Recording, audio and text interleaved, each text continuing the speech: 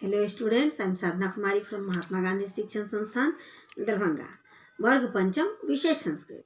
बच्चों, आज मैं आपका चैप्टर 18 जिसका कि शीर्षक यात्रा या साधनानी है लेकर उपस्थित हुई हूँ। इस चैप्टर को मैंने आप सब बच्चों को पढ़कर बता दिया था इसके हिंदी अर्थ के साथ, और मैंने इसके अभ्यास कार्य को प्रारंभ करवा दिया था। इसके अभ्यास कार्य से प्रश्न संख्या 1 एवं 2 यह मैं करवा चुकी हूँ। आज मैं करवाऊंगी प्रश्न संख्या 3। प्रश्न संख्या 3 में है कि निम्नलिखित वाक्यों का संस्कृत में अनुवाद कीजिए।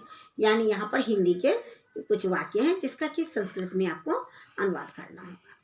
तो आइए मैं देखती हूँ प्रश्न संख्या 3। प्रश्न संख्या 3 के जो है उस हिंदी से संस्कृत में अनुवाद करना, जिससे कि मैं आपको करके बताऊंगी। तो आइए देखते हैं अभ्यास कार्य के प्रश्न संख्या 3। बच्चों, आपका चैप्टर है 18 जिसका कि शीर्षक है यात्रा या साधनानी। इसमें जो है यात्रा के साधन के विषय में है, यातायात के जो साधन है उसके विषय में है।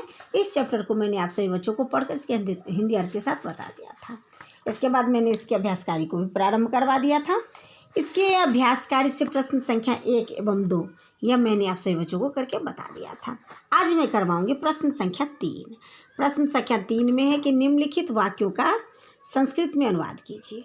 निम्नलिखित वाक्यों का संस्कृत में अनुवाद कीजिए। यानी यहाँ पर जो 4 जो क, ख, ग एवं घ है, ये 4 वाक्य हिंदी में है, जिसका कि बारी बारी से मैं आपको संस्कृत में अनुवाद करके बताऊंगी।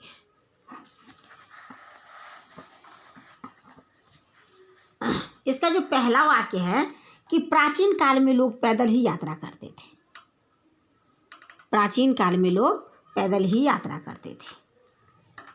तो प्राचीन काले जना पादाभ्याम यात्रां कुर्वन्ति स्म। प्राचीन काल में लोग पैदल ही यात्रा करते थे। दूसरा जो है इसमें कि प्राचीन काल में मनुष्य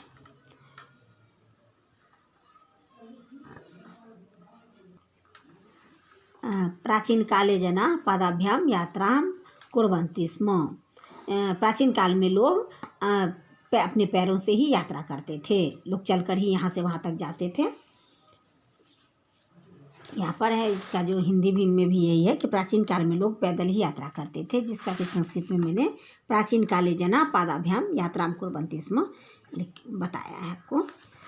ख में है कि प्राचीन काल में मनुष्य नदियाँ नाव द्वारा पार करते थे। तो इसका जो है वो होगा कि प्राचीन काले मनुष्य नद्यः नावेन तरोत्सन्ति।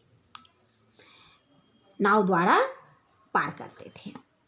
यहाँ पे चौथा जो है आपका हिंदी का वाक्य है कि वायुयान से कम समय में अपने गंतव्य तक पहुँचा जा सकता है। वायुयान से कम समय में अपने गंतव्य तक पहुँचा जा सकता है।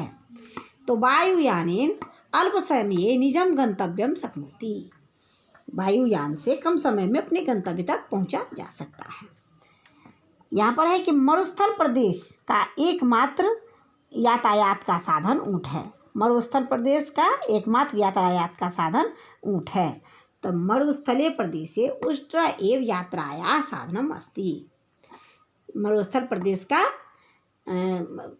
यात्रा का साधन ऊँट है।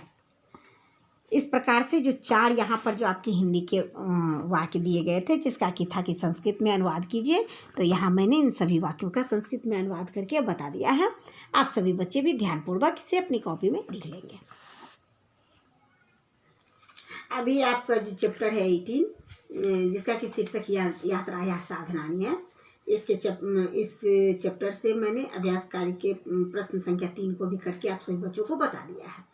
आप सभी बच्चे भी इसे अपनी कॉपी में लिखकर याद करेंगे। आगे के कार्य को लेकर मैं फिर उपस्थित होंगी। तब तक के लिए धन्यवाद।